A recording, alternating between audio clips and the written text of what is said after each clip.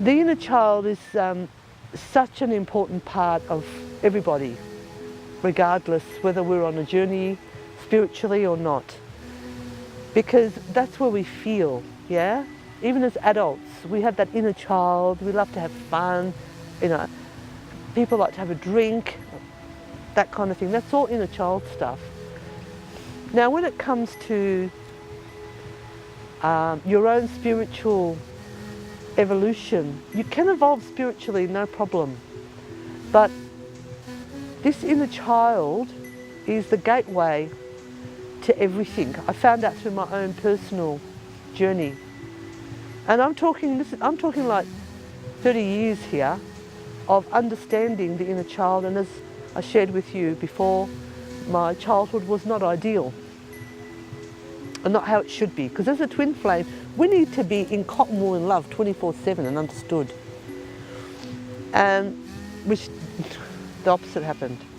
So the inner child is the foundation of this life. So if there's, you know, things that have happened, I'm talking for you, in your inner child, it does affect your life. It's really important. That's where most of our shadow actually lies, is in the inner child. Not all of it, it depends. But the inner child is where creativity comes from as well. So especially for us people that are creatives, and I see this a lot, is that where they are so talented, and what happens is because the inner child still just has that too much blocks, damage, you know, whatever you want to call it, their gift doesn't get out there. I was determined that wasn't going to happen with me. So the inner child, so I keep working on myself. So the inner child, you know, is very sensitive. It's where the inspiration comes from to do your life purpose. It's passion, connected with your soul, of course, and your personality. But the core of all this is the inner child, yeah? And the inner child, when it's happy, it can lift your frequency up and bring you so close to your creator, God, whatever you want to call it, and to your gifts, you know, and you can, then the inner child will want to express it. Like I'm sure you've seen many artists, and well-known artists, that have painted things and they're very dark. That's their shadow self coming out. And then you've seen Picasso, classic example, abstract. What does it tell you about inner child? Abstract. So, you know, that tells you about his inner child on some level. Then, you know, like a lot of our great Hollywood actresses and actors have ended up quite tragic, even some beautiful singers. And they have this gift, but then, you know, they might have drugs or suicide. And I know that in that world, because I've always worked closely with that kind of the celebrity world, whether it's hairdressing or the work I do now. It's a very different world, but still I can see that it's their inner child deep down, that they bring out this beautiful gift that they give to the world through their music, their acting, but then, you know, their own life usually ends up short and tragic. Now, if they have the proper medicine for the inner child, that can also mean retrieval, yeah? When there's traumas, retrieval, getting the inner child back, him or herself. You know, these people,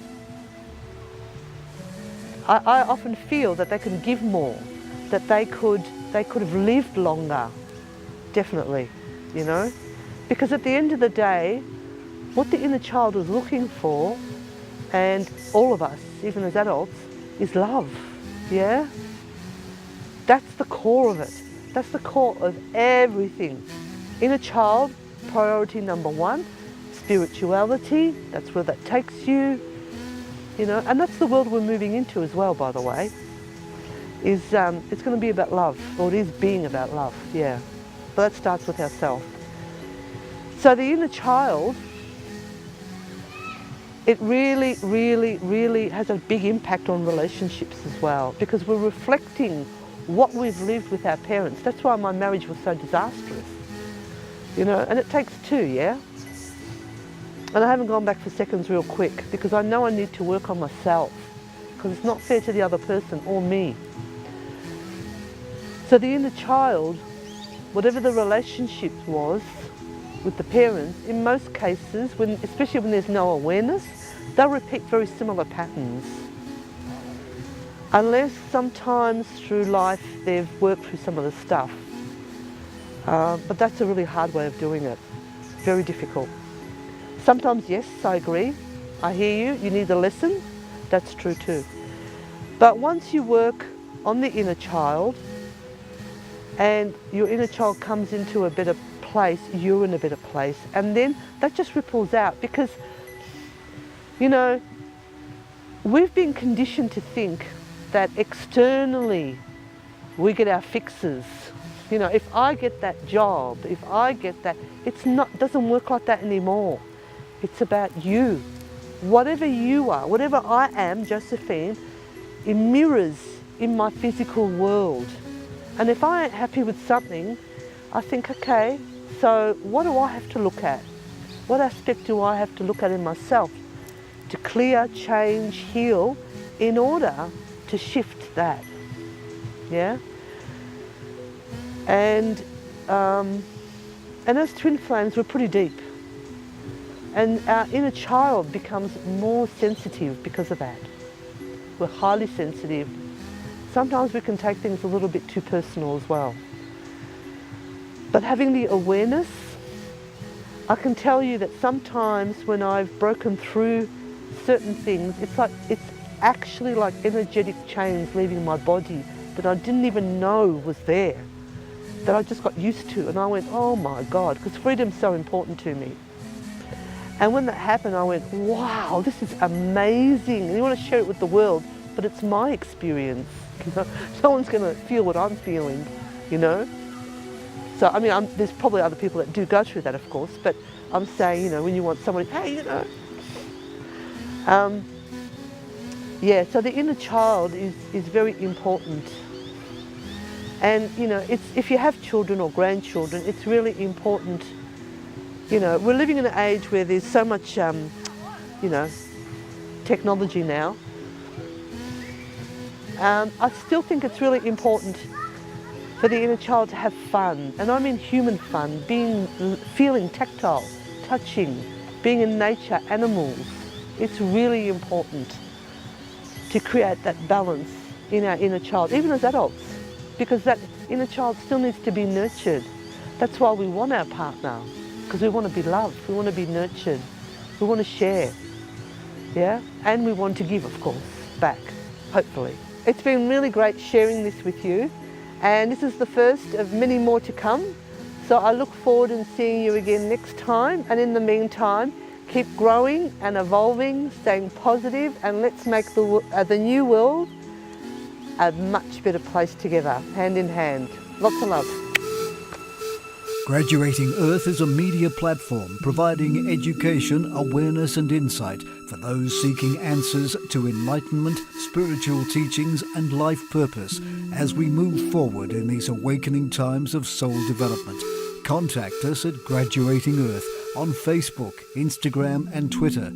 Graduating Earth is created by Andre Lacoste. All videos are free to use and distribute.